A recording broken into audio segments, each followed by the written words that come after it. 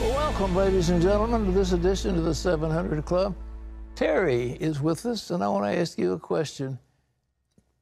How long do you think it would take a Scud missile armed with a nuclear warhead to get from North Korea to Seoul, Korea? Oh, to Seoul. I mean, minutes, I guess, maybe less than that.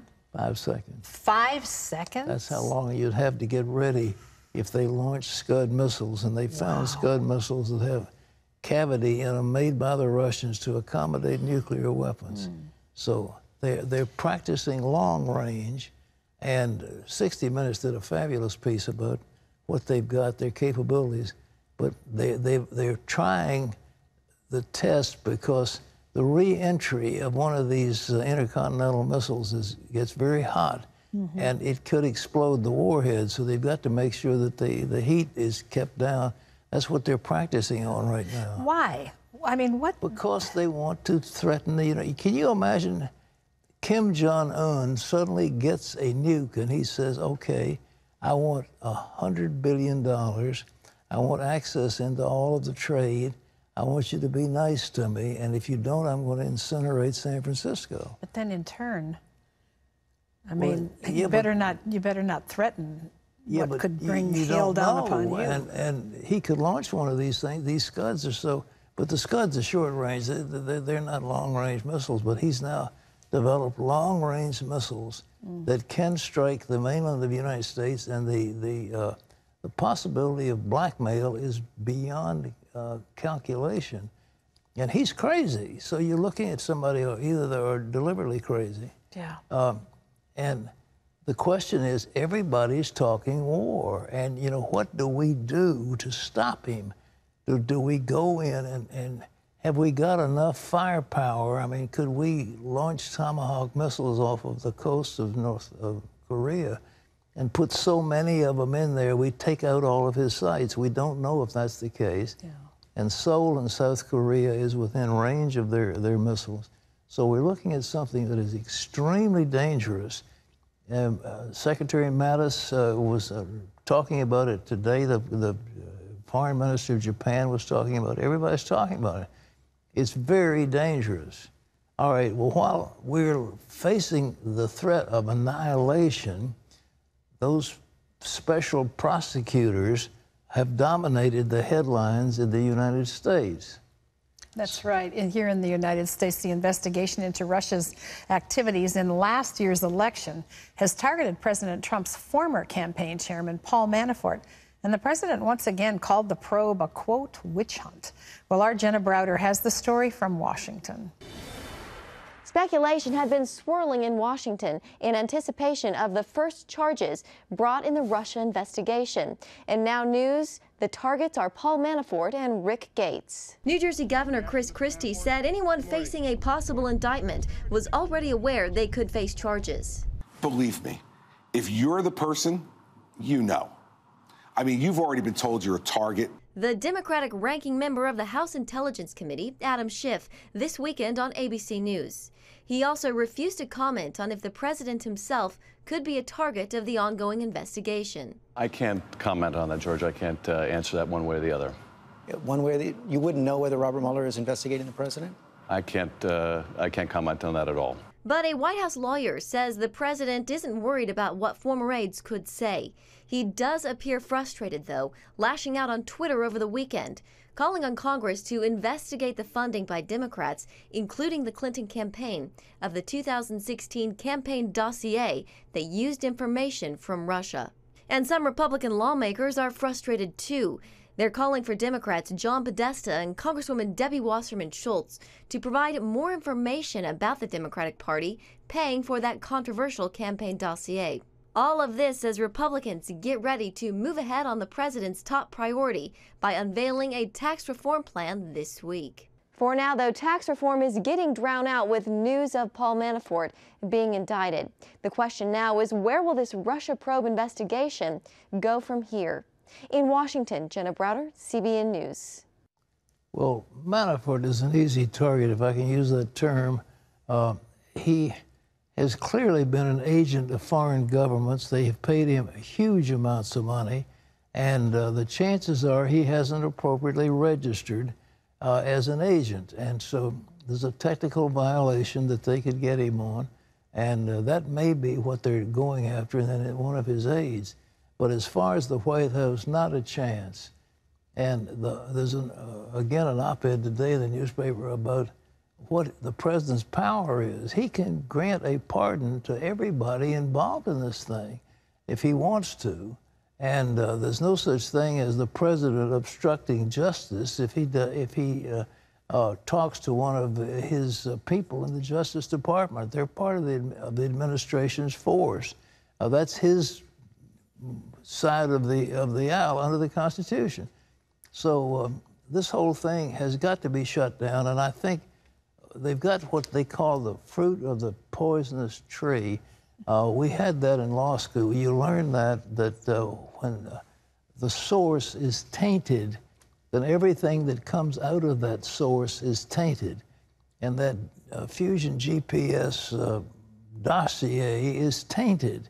And the source of the money coming from the Democratic Party makes it tainted. It isn't a clear, independent dossier. And this means that every indictment, like the General Flynn, that came out of that source is tainted, and they've got to quash any indictments or any interrogatories that result from that. And so most of that stuff's going to get shut down, and I just believe the president has got to shut this thing down. It's a distraction. He is Chief Executive Officer of the United States of America. He's got to do the nation's business. We are faced with crucial things around the world. We have several areas of conflict that he's got to deal with. And we have huge matters at home that have got to get our nation moving. We cannot have this destruction. And I think he has every right to shut Mueller down and say, you've gone as far as you need to. And I have instructed my Justice Department to close you down. He can do it. And he also, you know, the article today of a couple of lawyers was saying he can grant a blanket pardon for everybody involved in everything and say, all right, I pardon them all, you know, case closed, it's all over. And I think that's what he needs to do. And I think we will see. It may not be till the first of next year before he gets to it, but he's got to shut this thing down. He's just got to. Now, our CBN News political correspondent, David Brody, is with us now from Washington. And David, what do you hear about the fact that Manafort is being indicted? Anything, is that a surprise to anybody? Not much of a surprise. There was some talk here in Washington that it would be someone lower than Manafort. But look, Manafort was on the radar ever since he was having breakfast one morning in his house and knock, knock, knock at the door by the FBI. So, I mean, I think everybody had a sense that that was going to happen at some point. We're understanding that tax fraud charges are apparently going to be part of this, some of the charges that are coming up. At least that's according to the Wall Street Journal. We'll see what else is in there. But look, if this is white-collar crime, Pat, I mean, where's the C word, collusion, conspiracy? Not there at this point. Once again, it's a slow trickle, so we'll see what happens. But this actually could be really good news for Donald Trump, because if it's Paul Manafort, and who knows, maybe it's Mike Flynn and some others, but if collusion and conspiracy don't come up at all in terms of what Mueller's doing here, then that's going to make Trump look even better and even more emboldened, especially on Twitter, Pat. I think that it's time to shut this thing down. Ron Rosenstein and his Justice Department I think, went off the deep end by even calling for a special counsel. What do you hear? What do you think? Well, there's not a sense here that he's going to, quote, shut it down, as you say. And I think part of the problem for that, obviously, would be the optics involved. And yes, a lot of folks get tired of the mainstream media and what Donald Trump calls fake news. But the reality is that if you've fired the FBI director, James Comey, and then you shut it all down with Robert Mueller, you know, you're giving your critics more ammunition for that whole obstruction of justice narrative that they want to pin Trump with, or peg Trump down with. So I don't think there's any discussion at all, in serious discussion of the White House about doing that. Has it been talked about? Sure, but I don't think that's going anywhere, Pat. What about investigating Clinton? It looks like the Clinton campaign has been more involved in collusion than anyone. Well, just got off, I should say the phone. Now it's email, right? I just got off the computer. Got an email from a top Senate aide who says that they are looking at investigating Hillary Clinton. I asked for some more details on that, so they couldn't give you any more details other than there is investigation in the sense that they're looking into that, excuse me, at the Senate level. And so we'll see what happens about that. But yes, that is going to be a big part of what goes forward in the Republican-controlled Senate. Not just Hillary Clinton, but John Podesta, Debbie Wasserman Schultz, the whole gang there at the DNC and at the Clinton campaign. You know, it was amazing that it was a liberal paper, the Washington Post, that broke the story about all this Fusion GPS stuff and the funding thereof. I mean, isn't that amazing that they, in turn, have gone against the Democrats instead of the Republicans? I thought that was rather interesting.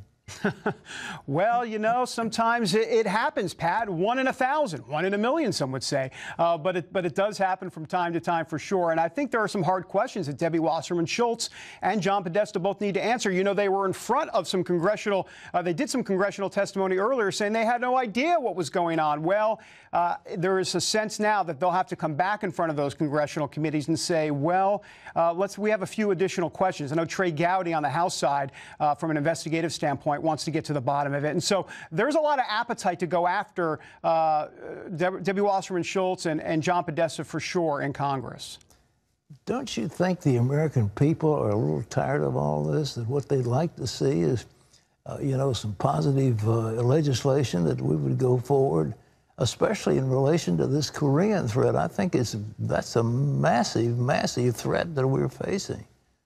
There's no doubt about it, Pat, and I think that's what Donald Trump is banking on. And if you look at it, I mean, for so long during the campaign, a lot of folks wrote off Trump, saying that this scandal was going to sink him, or this problem, or this comment, and none of it really mattered. And why was that? Well, there are a lot of different reasons for it, but the bottom line is people want things done, and Trump is a doer. And that's why when Congress doesn't pass health care and Congress doesn't get their act together, I'm not necessarily convinced they're going to hold Trump to that same standard. I think the train has left the station in terms of Congress and them just not getting their act together. But Donald Trump, because he's not a politician, doesn't get saddled with that same baggage that Congress does. And I think Democrats, the media, are going to be very surprised in the midterm elections that while Congress may have some problems, Donald Trump may not be held as much responsible for that. We'll see.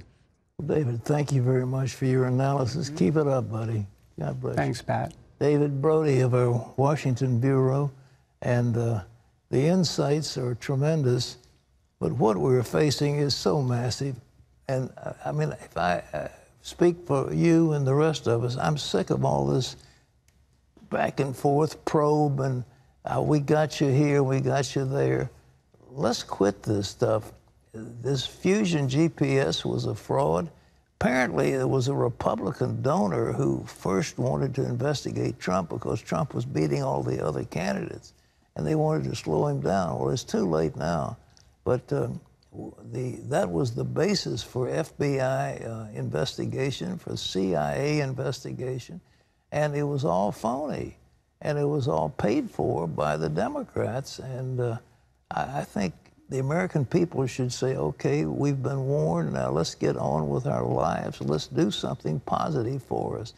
And the next thing coming up is a tax cut, and the Republicans have got to get this thing passed. They're hung up now on what to do with the 401k. They want to reduce that, and that's so popular, I think that would be foolish.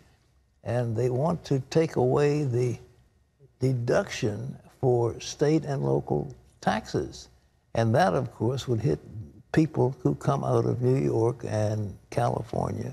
And these happen to be those states that did not vote for Mr. Trump. And so we'll see how that comes out. But that's going to be the sticking point, but it shouldn't stick it too far, because this is a huge giveaway from the federal treasury to those high tax states, and that's one that they can pull out of without too much trouble, I think.